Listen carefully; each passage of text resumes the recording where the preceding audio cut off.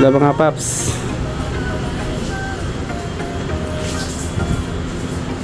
Tatry natin yung stock seat ng Winner X kung plug and play dito sa GTR. Ayan. Tinanggal ko na yung upuan ng GTR kasi nakakahiya kasi yun eh. Dami ng kalmot eh. Ayan, tatry natin yung stock seat ng Winner X kung plug and play ba dito. Marami kasi nagtatanong kung plug and play dito sa GTR natin. Let's go! Ito siya.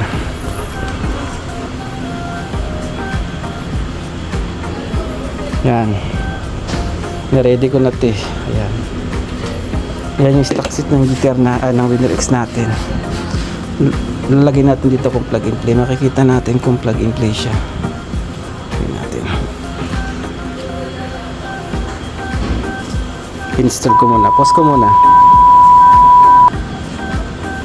Yung mga paps, pag magpapalit kayo ng upuan or magtatanggal kayo ng upuan, ito lang yung tatanggalin nyo. Yan lang dalawa na yan. Yan lang sintindi nyo. Yan. Dito sa rubber wala na kayong papalitan. Rubber na to ng Winner X. Ito lang yung yan nyo. Papalitan nyo. Igpitan ko muna. Yan siya, maigpit na. Ngayon try natin i-lock. Ayan. Ito na siya yung stock seat ng Winner X. Ayan. Try natin i-lock. Yun. Plug and play siya mga paps.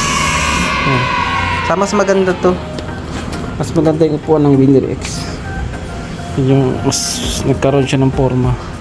Saka hindi siya gano'ng kataasan. Sa GTR kasi pagdating dito aangat agad eh. Medyo mataas yung sa GTR. Ito mas maganda. Plug and play siya. Wala siyang conversion. Kung paano nyo tinanggal yung stock, ganun nyo ibabalik yung stock seat ng Winner X. Ngayon try natin buksan.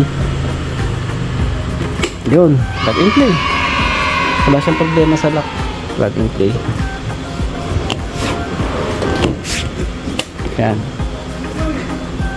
Yun na mga paps, sana nakatulong sa mga tanong nyo. Na kung may gusto kayo itanong sa akin kung plug and play din ba yung sa Winner X sa GTR, mag-comment down lang kayo dyan sa baba para makita ko. Salamat!